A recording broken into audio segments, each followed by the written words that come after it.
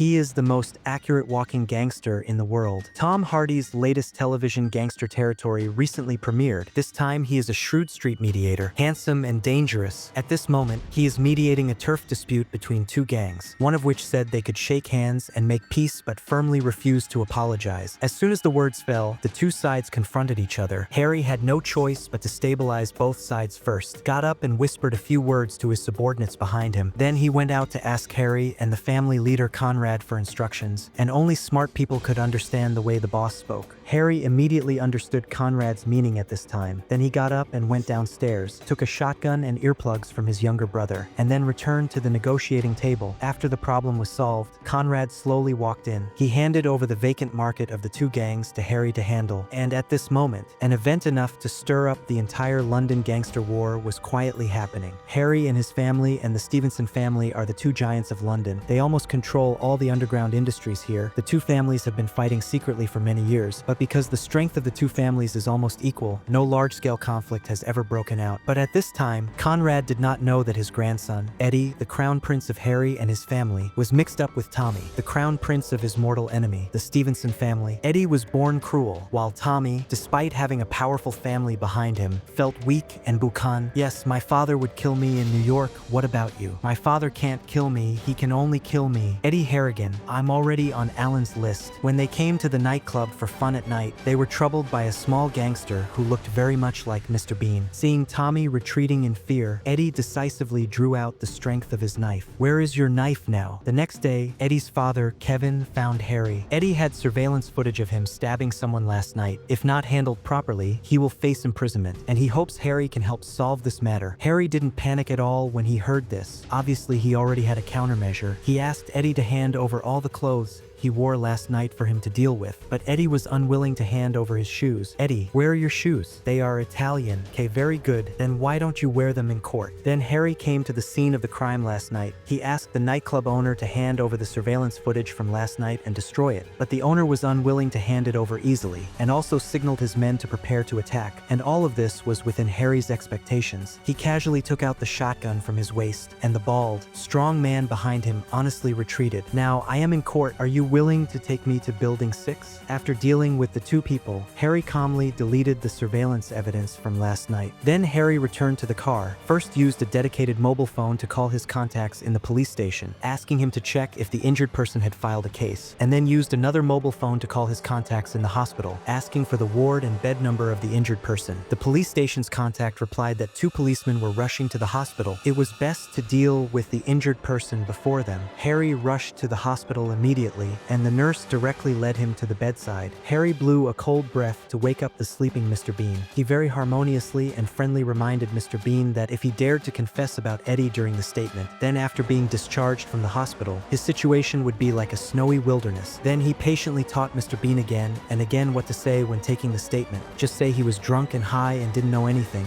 and Harry successfully completed the task. Harry, help yourself. Well done. Then he threw Eddie's clothes into a dead man's coffin and put Eddie's shoes on the corpse, just when he thought everything was settled. But what he never expected was that bigger trouble was just beginning. Tommy, who was with Eddie last night, disappeared. Tommy's father, who is also the leader of the Stevenson family, Mickey, immediately sent his men to inquire about Tommy's whereabouts everywhere, and finally found out that Tommy was with Eddie last night. Mickey believed that Harry and his family used tricks to compete for the market, so he directly called Tully and demanded that he must send Tommy home before tonight. Otherwise, it would be deliberately provoking a war between the two families. Conrad quickly learned about this. He asked Harry to take his men to meet with Mickey for negotiations. If the other party had any excessive behavior, Harry could directly kill him on the spot. Then Harry came to the negotiation bar with two subordinates. He asked the two subordinates to wait in the car and be ready to snipe at any time. Once he saw the signal of himself patting his pocket, immediately kill Mickey on the spot. After arranging everything, he entered the bar with a deposit of $50,000. Anyone who comes here to negotiate must pay a deposit of $50,000, and the bar owner, as the middleman, will also guarantee the safety of both parties. Seeing that the negotiator was Harry, Mickey no longer had the previous aggressive attitude, because Mickey also hoped to bring Harry into his camp. What is most important in the 21st century, of course, it is talent. Seeing that they couldn't reach an agreement, Mickey demanded that Harry must send Tommy home before noon tomorrow. Harry said that there was no problem. Then Harry took the lead to walk out of the bar and called Conrad, asking if he still wanted to kill Mickey. Just when Conrad was still hesitating, Mickey also walked out of the bar. At this time, Conrad's wife Maeve walked in, although Conrad was the ruler of Harry and his family, but in fact many things needed Maeve's opinion, Harry told Conrad that they only had 10 seconds to gather at the last moment. Maeve also explained the reason for stopping to Conrad. That night all the important members of Harry and his family gathered together. Regarding the matter of Eddie and Tommy, Conrad wanted to take the opportunity to annex the Stevenson family, but his decision was opposed by his old brother Archie, who believed that they should negotiate with the Stevenson family instead of fighting. However, Maeve had already seen through Archie's little thoughts. Before the meeting, he had reminded Conrad that Archie might have already negotiated with the Stevenson family. At first, Conrad still expressed deep trust in his old brother Archie, but at this moment he finally understood the reason for the bullying. He held Archie's hand and questioned him whether he would defect. Before Archie could react, he pointed the stick at the other's heart.